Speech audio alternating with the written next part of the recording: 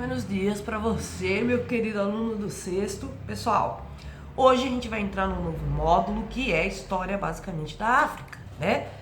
Da página, no caso 166, módulo 10, África, diversidades e muitas histórias. Eu tô um pouquinho sem voz, tá, galera? Então não liga, tá? Para isso, tive uns probleminha aí de saúde. Nada muito grave, tá? Ainda bem, estamos imunes aqui, por enquanto, ao coronha. Brincadeira, tá, gente? Eu sei que é corona. Mas, convenhamos que às vezes dá um sustinho, né, galera? Dá aquele sustinho assim, você fica doente, você fica, meu Deus, será que eu tô com coronga? Ai, meu Deus. Desculpa, gente, é um erro de português que eu amo falar errado o nome do vírus. E aí, pessoal, logo que vocês abrem, já tem imagens deslumbrantes da África, né? Primeiramente, galera, a gente sempre ouve falar da África como um continente onde todos, de certa maneira, são parecidos, né? E até a mídia trabalha muito a ideia de pobreza. Isso vem desde os anos 80. Os pais de vocês vão lembrar da época do We Are the World, né? Que basicamente vários artistas cantaram para ajudar a África, para ajudar a questão da miséria da África. A questão é, a África, assim como qualquer outro lugar do mundo, tem miséria porque existe um sistema econômico social, né, que ocasionou isso, que a gente pode chamar de capitalismo, né? Assim como, por exemplo, nenhum dos indígenas passava fome antes da chegada dos portugueses, né? Antes da imposição do capitalismo europeu aqui no Brasil, através do sistema de colonização. O mesmo ocorreu com a África. Só que a África não deixou de ser um continente que, além de ter uma natureza incrível por conta da própria questão geográfica, né, que favorece a natureza africana e a diversidade, porque quando vocês abrirem a aula, vocês vão ver cidades, vocês vão ver imagem de tribos, vocês vão ver imagens de praias incríveis, deslumbrantes, lindas, vocês vão ver imagem do deserto, vocês vão ver imagem da savana. O que é a savana? É tipo uma região que fica entre o deserto e as florestas tropicais da África. Então, ela é uma mata menos alta, né? É uma mata mais sequinha, mas que tem uma grande diversidade também biológica. E aí vem outros fatores que a gente comenta. Muita gente ouve falar da natureza da África, pouca gente ouve falar dos africanos em si. E quando a gente ouve falar dos africanos, é sempre com essa estigmatização de pobreza, né? O que é muito errado, né? Por que muito errado? Porque a África não foi disputada à toa, né? Ela não sofreu investidas durante a Primeira e a Segunda Guerra Mundial dos europeus de colonização e barbáries, né, que aconteceram na África através de colonizações europeias. Não por um acaso, não porque era pobre. Ninguém iria tentar dominar um território pobre. Não faz sentido, sabe? Pelo contrário, é um local muito rico. E a gente não pode dizer que a África é uma só, pois cada civilização africana tem costumes diferentes muitas vezes. Então, no mesmo espaço geográfico, né, como vocês podem ver aqui, ó, no mesmo espaço geográfico que é esse continente enorme africano, existe toda essa diversidade, né? Então, eu vou fazer a leitura com vocês. Então, a gente tem a esfinge de Gizé, do Egito, que é uma esfinge gigantesca. Foi uma obra arquitetônica que intrigou muitos historiadores e os antropólogos, uma vez que o único registro que a gente tinha de como foram feitas essas obras arquitetônicas do Egito Antigo foi registros deixados na Biblioteca de Alexandria, que foi queimada. Ai, que vontade de chorar toda vez que eu lembro disso. Queimar a Biblioteca de Alexandria. Ela reunia todos os conhecimentos da antiguidade. E a galera queimou por puro preconceito. O preconceito, ele não só faz mal para os outros, ele faz mal pra gente enquanto humanidade num todo. Porque a gente perdeu documentos valiosíssimos da ciência antiga, né? Esses dias eu tava assistindo a animação da She-Ra e quase toda a animação se passa com ela entender a antiguidade, né? Da fantasia que é criada ali. E, cara, eu acho que é quase isso pra gente da história. Esse entender os antigos seria extremamente revelador pra gente. Faria nós sabermos coisas que possivelmente a gente não sabe. Muito conhecimento que a gente tem hoje foi conhecimento desenterrado lá da antiguidade, né? Então, Então, é triste saber que a maior biblioteca da história antiga, né, da época, que era a maior biblioteca do mundo, que é em Alexandria. Alexandria ficava, tipo, mais ou menos nessa parte aqui da África, que é banhada pelo Mediterrâneo, né, pelo Mar Mediterrâneo. O Mar Mediterrâneo conecta a África, a Ásia e a Europa, né? Lembrando que nessa época o maior tipo de, que eu tô mencionando, época antiga, o maior tipo de comércio que tinha era pelo mar, né? Então, não tinha caminhão, não tinha essas coisas nessa época, né? E aí, basicamente, todo o conhecimento que essa região tinha desse contato com europeus, com asiáticos e com outros povos africanos, eles foram escrevendo, os escribas do Egito, e registrando na Biblioteca de Alexandria. E aí saber que queimar essa biblioteca é extremamente assustador, né? Então, embaixo da Esfinge do Egito, a gente tem uma aldeia de Masai, na Tanzânia, e é uma foto de 2018. Pode perceber que ela tem um formato arredondado, né? Onde o centro da aldeia parece ser um centro de plantação, não sei. Eu tô com dúvidas aqui, pra falar a verdade, não vou dar certeza pra vocês, porque, como professora de história de vocês, uma das coisas que a gente mais ensina e aprende em humanas é não falar sem saber as coisas, né?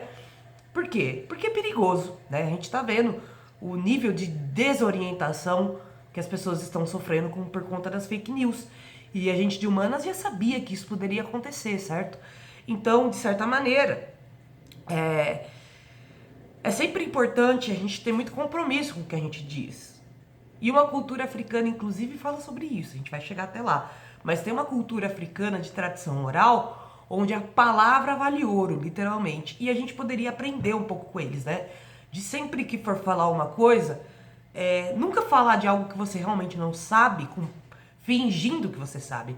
Não é um problema você falar de algo que você não sabe, desde que você não esteja fingindo que saiba. Por isso que eu tô só cogitando aqui, tá, galera? Então, do lado da Esfinge de Gizé, a gente vai ter os lagos na Nigéria, uma foto de 2018. Gente, olha a foto da Nigéria. Isso aqui é a Nigéria. Muita gente imagina que lá é uma civilização tribal, que nem no caso dessa aqui da Tanzânia. As pessoas têm costume de achar que toda a África é assim, né? Não que isso seja ruim, mas é uma falta de conhecimento pleno, né? É como a galera que é preconceituosa, americana, acha que aqui no Brasil a gente tem macaco de estimação e a gente anda no meio da floresta jogando futebol e comendo feijoada, entendeu? Então, assim, a gente não tem que ser idiota que nem eles, a gente pode ser um pouco mais inteligente, ainda mais, né, que geralmente o brasileiro tem um pouquinho mais de noção geográfica, e a gente também, ao mesmo tempo, que é uma vantagem no caso, a gente tem uma ligação muito forte com a África, então conhecer a África faz parte de conhecer a nossa cultura, tá? Então, continuando, depois eu vou dizer pra vocês porque a gente tem uma forte conexão com a África, mas, meu, essa aula dava pra eu dar 3 horas de aula, porque é muita coisa, tá? Tipo, muita coisa mesmo. Gente, eu vou tentar achar esse vídeo e mandar no grupo, como eu fiz com vocês a questão da foto de Machu Picchu, que é de uma sociedade tribal africana praticando um ritual de festejo, né? Que é o festejo, a ideia de festa. Vamos fazer uma festa. Isso veio da África, tá? Os europeus não tinham esse costume. Aliás, as festas europeias eram cafonérrimas, né? Tudo fechadão, em clubes e tudo mais. Aqueles palácios, as pessoas tinham que ficar trancadas lá dentro. E a ideia de festa africana, com uma festa indígena, é muito mais interessante, porque é a céu aberto, tem batuques, né? Tem sonoridade, as pessoas dançam, né? Os europeus, eles...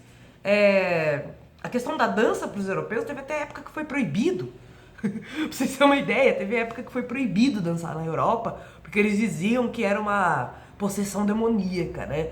E tipo, tudo que a gente carrega até hoje, que a gente curte tipo um baile, que a gente curte uma festinha, o festejo foi trazido da cultura mouro-islâmica. Essa cultura mouro-islâmica veio da África, tá? Então, continuando aqui, embaixo, quer dizer, do lado aqui dos lagos da Nigéria, que tem uma foto até de uma girafa linda aqui, a gente vê o monte... Desculpa, gente. A gente vê o monte Kilimanjaro. É uma fronteira entre a Quênia e a Tanzânia, na foto de 2018, como vocês podem perceber. Tem duas paisagens diferentes na mesma foto, que deixa bem impressionante essa foto, né? Que é a paisagem de fundo, que é mais montanhosa, né? Que tá bem distante, por sinal. E essa paisagem da savana, que é essa área meio semiárida, né, da África, que é uma mistura de o que tem no deserto e o que tem na floresta tropical, né? Então, a gente vai ter o Monastir na Tunísia, embaixo. Olha que praia deliciosa para quem, como eu, tá morrendo de saudade de fazer uma viagem, né? Aliás, uma das metas da minha vida é conhecer a África, né? Porque a África é o berço da humanidade, né, galera? Não importa o que as pessoas dizem pra gente do que é a África, ai, porque eu não iria, ai, porque isso... Porque quase sempre é visão da mídia sobre a África. Quase sempre uma visão muito distorcida da realidade de lá, né? Então eu adoraria conhecer, tá aí como meta de vida. Inclusive o Egito, é lógico, eu tenho muita vontade de conhecer o Egito, né? Então, Casablanca, em Marrocos, a foto é de 2016, tá? Aqui Marrocos também é outro país que as pessoas acham que eles vivem só naquelas casas que são as casas milenares que existem lá, né? Que são casas que parecem até de areia, uma coisa muito louca, o jeito que eles constroem as casas. Se eu não me engano, em Marrocos tem uma cidade que eles chamam de Cidade Azul, onde todas as casas são azul. É muito da hora. Eu vou também mandar a foto dessa Cidade Azul pra vocês. Puxa, vai estar da hora essa aula hoje, hein? Não é pra dizer não. E aí, o vídeo que eu falei que eu ia mencionar pra vocês da Sociedade Africana, eu juro pra vocês, gente, quando junta todos os tambores e todos os batuques ao mesmo tempo, é igualzinho, cara, a batida do funk brasileiro.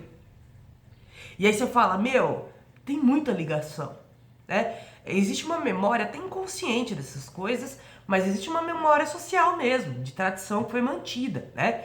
Então, tipo, desde o samba até o funk, que são o hip hop, rap, que são todos artes associados às artes africanas, todos eles carregam elementos da cultura iorubá, né? Então, sabe quando o artista faz uma sonoridade com a boca, tipo imitando um disco, mexendo, ou fazendo beatbox, o que a gente chama formalmente de onomatopeia, né? Isso daí veio das culturas africanas. Fazer sonoridade com a boca que imite um som, né? E usar isso como parte da música, né? Usar isso como parte do festejo, isso é tudo africano. As batidas do hip hop, assim como do funk, remetem às batidas de tambores da África, né? Então, assim, tudo se conecta, mesmo que não importa se gosta ou não desses ritmos, é necessário a gente entendê-los.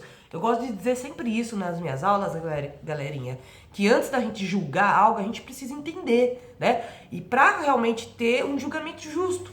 Então, por mais que eu não seja uma pessoa que ouça funk, eu tenho que admitir que é uma cultura que foi trazida e que até, inclusive, é uma cultura que se associa muito às regiões periféricas do Brasil, né? E que mostra a realidade dessas periferias, muitas vezes. E que essa realidade, muitas vezes, não vai ser muito legal de ver. Muita gente pode se chocar com elas, né? Então, assim, que é uma realidade da juventude também, né? É claro que tem funk muito ruim, tipo Meu Pai Te Ama. Pelo amor de Deus.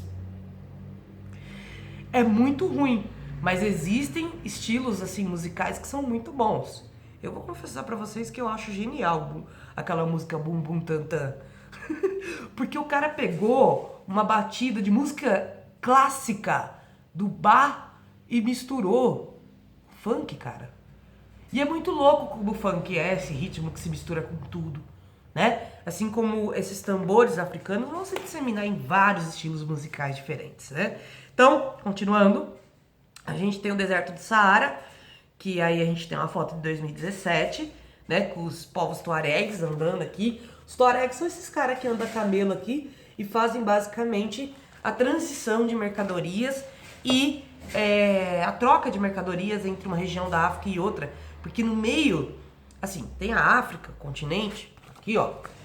Basicamente nessa faixa toda aqui ó da África é o deserto do Saara. Não é à toa que ele é o maior deserto do mundo, né? Então, nessa enorme faixa desértica, moram povos tuaregs que se adaptaram, né, a esse deserto e que aprenderam a se localizar nele. E depois eu vou comentar um pouco mais, porque na aula pra frente vai ter mais. E por último, as Cataratas de Vitória. na fronteira entre Zâmbia e Zimbábue, na foto de 2019, desculpa, gente. Tá super atualizada, né, essa apostila, caraca. E aí, tipo, uma imagem incrível, deslumbrante de uma natureza, né, poderosa aqui. E que até se assemelha um pouquinho aí com as coisas que tem no Brasil, tá? Então, a gente vai estudar agora o lado mítico das sociedades africanas, tá? Que são os orixás ou divindades nagôs, que vêm da cultura iorubá. Os iorubás trouxeram a cultura deles logo que eles chegaram no Brasil, né? Uma maneira deles de sobreviver à escravidão, porque era muito triste ser escravizado, e era muito... não era só triste, mas era muito sofrido. Então uma maneira de frear esse sofrimento era cantando, era festejando, era mantendo as tradições da cultura africana, né? Porque eles diziam que os escravizados aqui no Brasil, eles tinham muita saudade da África, né? Eles tinham uma melancolia, assim, de saudade da África. Então muitas vezes eles vão manter essa cultura, que é a cultura do candomblé, que erroneamente a gente chama de macumba, mas é errado, porque é uma religião como qualquer outra, deve ser respeitada. E além de tudo, o que a pessoa fala que é macumba, na verdade é um instrumento que chama macumba, que é tocado nesses festejos, sabe? E o que as pessoas chamam de macumba, o real nome para aquilo é oferenda. Se alguém acha que uma oferenda é pra... Gente, tem que ser muito besta mesmo, pra achar que uma oferenda é pra te atingir, sabe? Os caras estão fazendo uma super oferenda pra uma entidade, né? Pra essa entidade, provavelmente é ligada à pessoa, porque quando você faz parte do candomblé, dentro dos processos de introdução, né, na religiosidade do candomblé, eles acabam, você acaba descobrindo uma entidade que tem a ver com a sua identidade. E aí você acaba tendo que fazer várias oferendas para essa entidade, para ela te favorecer de certa maneira, né, para ela te abençoar. Então vamos supor que eu faço parte do candomblé e a minha entidade é o Oxóssi, né, que combina com o meu nome, meu sobrenome. Se essa entidade, o Oxóssi, é a minha entidade do candomblé, eu vou ter que sim me dedicar a ela, vou ter que sim fazer os meus rituais para ela, assim como uma pessoa que é devota de Nossa Senhora, uma hora vai querer sim visitar os locais que são considerados sagrados relacionados a ela. A diferença é que aqui, além de ser uma ligação com o terreiro, né, que é onde a religiosidade do candomblé acontece, aqui eu também posso fazer oferendas em meio à natureza, em meio a caminhos cruzados, que é o que eles chamam aí de encruzilhadas. Posso fazer oferenda no cemitério também, tá? Não necessariamente estou pedindo uma coisa terrível. Até porque no candomblé, assim como toda religião pagã, eles acreditam muito naquela ideia de retorno. Tipo, tudo que você deseja acaba retornando para você. Então, é raro você ver uma pessoa fazendo uma oferenda para realmente prejudicar alguém, porque ela sabe que isso vai voltar para ela, né? Toda oferenda que você faz no candomblé, ela é associada a você. Então é burrice você fazer uma oferenda para fazer mal para alguém, entende? Então, muitas vezes a oferenda é só uma questão de relação. Como os católicos têm uma relação com o santo, e muitas vezes eles fazem coisas envolvendo esse santo, entende? Então, vou começar a leitura aqui, mas é muita coisa pra gente perder o preconceito, galerinha, e aprender a não ter medo, porque não tem por que ter medo, sabe? Mas vamos lá. Orixás, as divindades nagôs. Os nagôs creem que foi Olorum, o Senhor do Céu, que criou os orixás, entregando a eles a missão de criar esse mundo que vivemos e tomar conta de tudo que acontece nele. Xangô é um dos orixás, é o deus que rege o trovão. Um dia ele foi um grande e justo rei aqui na terra. Depois foi transformado em orixá, ou seja, acredita-se que o Xangô tenha vivido aqui entre nós. No Orum, o céu dos orixás, ficou sendo responsável por todas as coisas que envolvem as questões de governo e justiça. Mas, é interessante, porque governo e justiça são características humanas, né? São coisas que só os seres humanos desenvolveram, que é o conhecimento político, tá? Uma coisa que vocês não vão saber agora, porque vocês ainda não têm aula de filosofia, mas eu vou acabar sendo introduzido isso na aula de história. Política não é poder só, é ciência, tá, galera? Foi uma invenção humana, né? Pra gente viver em sociedade. Então, e ela pode ser pensada, pode ser refletida, pode ser criadas várias teorias, enfim. é uma ciência, tá? Aqui no caso tem um teor religioso. Mas são muitos os orixás, pois complexa é a natureza e complexa é a vida dos seres humanos. Interessante isso, né?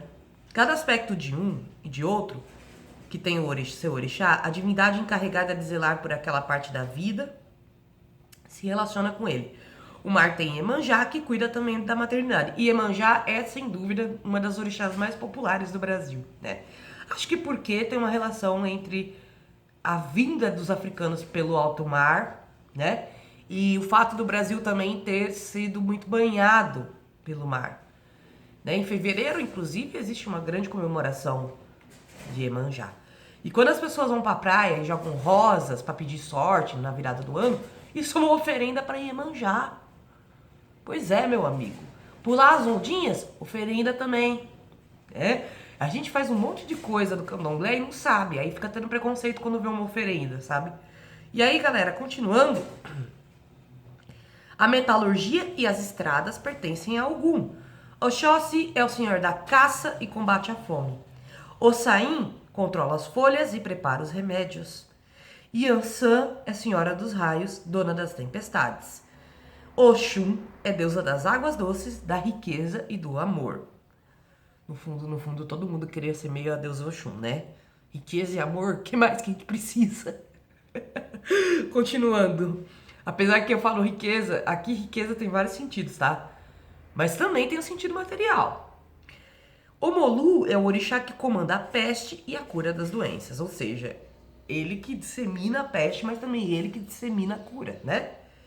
Aliás, acho que o Omolu é o deus que a gente tem que mais, inclusive, o orixá, que no caso, que a gente tem que mais pedir ajuda pra ele, né? E ele é um orixá bem curioso, porque ele é todo envolto de palha, né? Ele não mostra o rosto dele. Tem uma foto incrível do Omolu que tiraram, que fizeram um ensaio, né, de orixás. Eu não vou falar que vou mandar já pra vocês, porque senão eu vou mandar 150 coisas pra vocês de uma vez. Então, deixa pra próxima. Então, enquanto Oxumaré governa a chuva e assim por diante. É assim a religião dos negros e iorubás explica o mundo.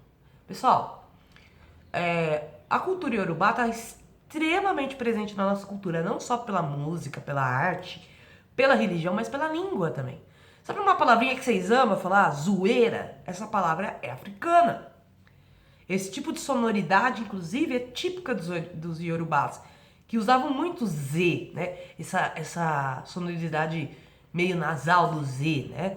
E inclusive os nomes, né, muitas vezes de pessoas que foram trazidas para o Brasil eram nomes assim, né? Que envolviam esse tipo de sonoridade.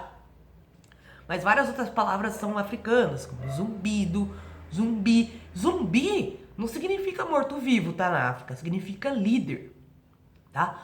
É interessante até como isso teve uma inversão de significado tão grande, né? Tanto que a gente fala zumbi dos palmares como líder dos palmares, na real, né? E aí, meus queridos, vocês vão ter uma atividade para fazer e uma leitura, tá? Como eu disse, vocês vão aprender a praticar a leitura comigo, tá bom? Mas é uma leitura tão curtinha, olha só o tamanho da leitura que vocês vão ter que fazer, tá? É bem curtinha, sobre cultura imaterial e material. Lembrando que cultura material é algo que sobrevive ao longo do tempo, né? E cultura imaterial é algo que a gente pratica, mas que não fica aí para sempre. Tipo uma festa, uma religião, muitas vezes, um costume linguístico de falar, ou no caso das sociedades de tradição oral, são a parte do modo de viver deles, né? O modo de pensar deles, dentre outras coisas, culinária, né? São tudo cultura imaterial, porque você não vai preservar um prato de comida o resto por 2000 anos. Você pode até preservar a cerâmica do prato, mas a comida em si não. Então é uma cultura imaterial porque ela é comida por você basicamente e deixa de existir, mas é um tipo de comida, um tipo de prato típico que é trazido de uma cultura ancestralíssima, né, galera? Então, é isso. Também vai ter outro textinho na atividade 1 para vocês lerem. Fiquem tranquilos, vocês vão poder entregar essa atividade para mim até sexta. Um beijo para vocês e até a próxima.